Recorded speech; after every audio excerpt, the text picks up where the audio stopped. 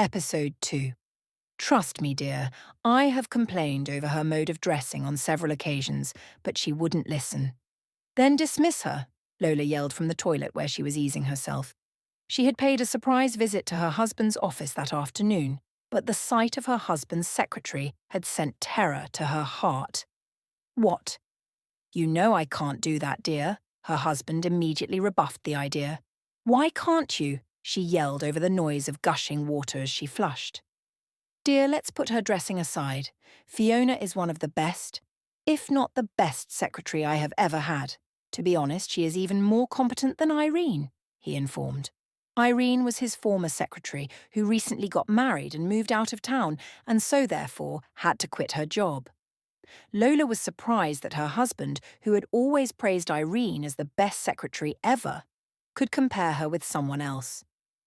Then what about your clients? Won't she drive them away with her inappropriate dressings? She asked as she finally came out of the toilet in her nightgown and flip-flops. You don't need to worry about my clients. They have no problem with her. If anything, they are fond of her. Like I said earlier, she is very competent, he reassured her.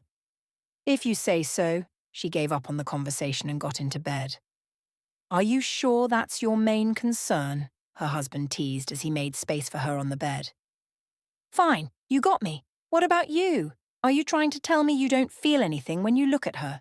She finally opened up on what had been bothering her. I simply don't look at her. How can I when I have a wife as beautiful as you? She smiled at his flattery, but still it did nothing to clear her doubts. But I'm still worried. Worried that I would cheat on you. Come on, Lola, don't you trust me? I am a man, and a real man doesn't cheat on his wife. Exactly my point. You are a man, and blood runs through your veins.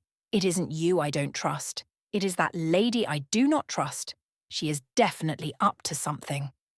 Haven't you noticed how she looks at you with seductive eyes? You see her every day. How can you tell me that you are not affected by her? Men are affected by the things they see. Fine, fine, fine. It's not as if anything is ever going to happen between me and her, but if it makes you happy, then I will fire her. Not willing to continue with a conversation that was threatening to turn into a long sermon, he caved in. I knew I had a sweet husband, Lola chuckled sweetly as she cuddled her husband. But that would be after I must have found another secretary. To avoid any trouble in the future, he decided to make things clear with her. I can be your secretary, you know, she joked as she smiled at her husband. No way. We agreed you weren't going to work. I can bear the family expenses alone, but I said no way, woman. He stood his ground. They soon changed the topic, and you could hear their laughter disrupting the calm of the night as they shared jokes with each other.